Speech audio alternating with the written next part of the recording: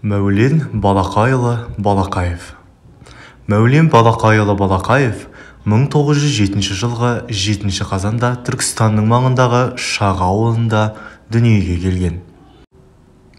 Ол қазақ тілтанушысы, көрнекті ғалым, филология ғылымдарының докторы, профессор, Қазақстан Ғылым Академиясының корреспондент мүшесі, Қазақ КСР-ның еңбек сіңірген ғылыми қайраткері.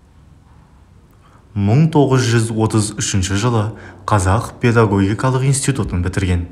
Содан соң екінші дүниежүзілік соғысқа қатысқан. 1937-1941 жылдар арасында Алматы журналистика институтының кафедра меңгерушісі. 1941-1942 жылдары Шет тілдері институтының директоры қызметтерін атқарды.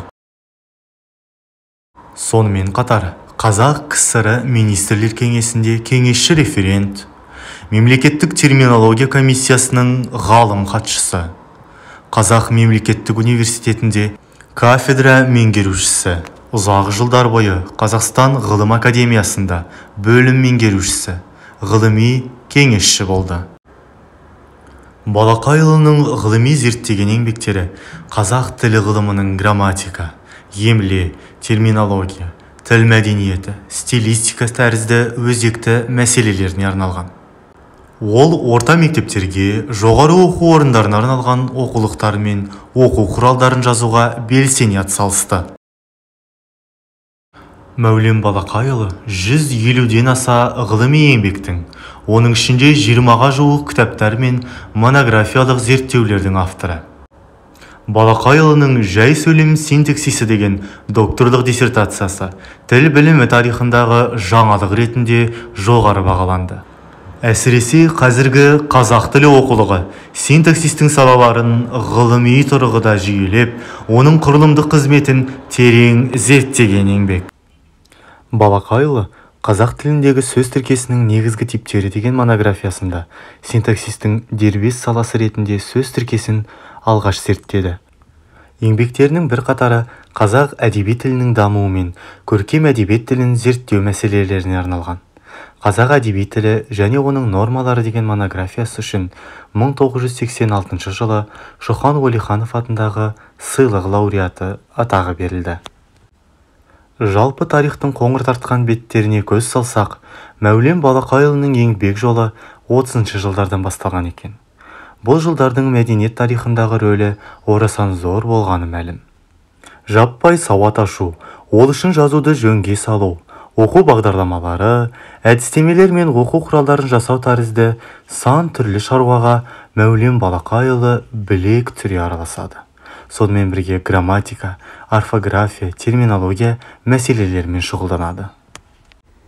Мәулен Балақайұлының негізгі шығармалары ретінде қазіргі қазақ тілі, лексика, фонетика, грамматика, қазақ тіл мәдениетінің мәселелері, қазақ тілінің стилистикасы, қазақ тілі грамматикасы, синтаксис, қазақ әдеби тілінің тарихы, тіл мәдениеті және қазақ тілін оқыту, қазақ тіл білімінің мәселелері атты еңбектерін атауға болады. Мәулен Балақайұлының өмір жолынан кейбір деректер.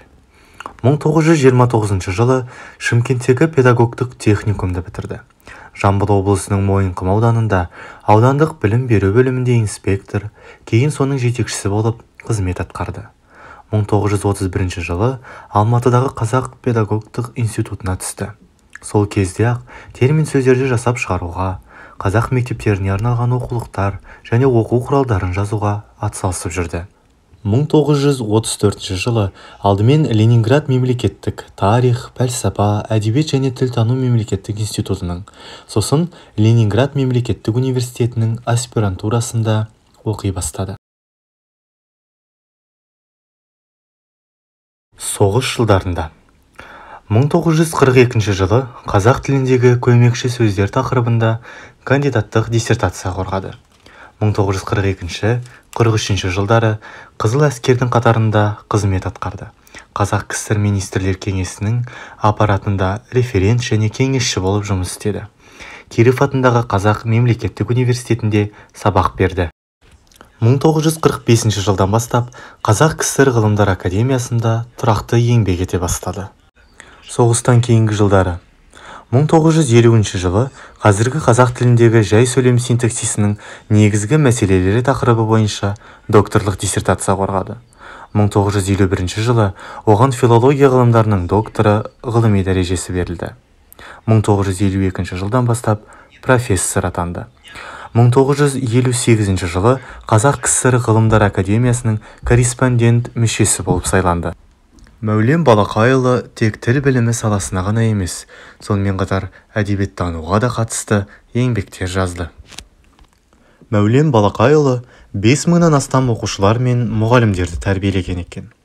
25 жыл Қазақ университетінде үзбей сабақ берген. 10 монографиялық жұмыс өзінің жетекшілігімен жазылып, сөз тіркесінің мәселелерін қозғаған. Академиктің тіл мәдениетін дамытып қана қоймай, шешендік өнерде де шебер қолдану туралы айтқандары да көкейтестілігін жойған жоқ.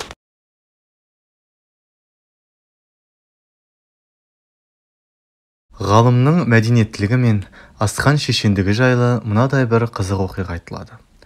Бірде Ісмет Кеңесбаев, Мәулен Балақаев, Ахмеди Исқақов, Рабиға Сыздықова және тағы да басқа аға буын өкілдері бір қонақта болады. Ірі денелі академик Ісмет Кеңесбаев дастарханға қол салады. Қол салғанда мол салады ғой.